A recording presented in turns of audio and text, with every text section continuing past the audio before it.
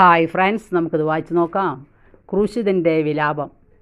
ഏകദേശം 9 മണിക്കൂറായപ്പോൾ യേശു ഉച്ചത്തിൽ നിലവിളിച്ചു, ഏലി ഏലി ലമാ സബ്ഗദ്ദാനി, അതായത് എൻ്റെ ദൈവമേ, എൻ്റെ ദൈവമേ, എന്തുകൊണ്ട് നീ എന്നെ ഉപേക്ഷിച്ചു.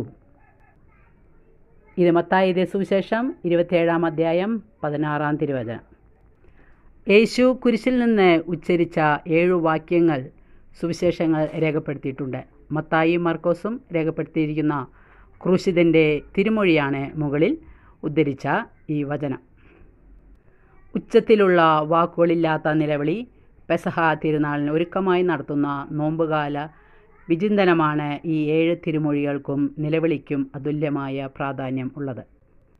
യേശുവിൻ്റെ മാതൃഭാഷ അത് അരമായയിൽ നിന്നുള്ളതാണ് ഈ വാക്കുകൾ.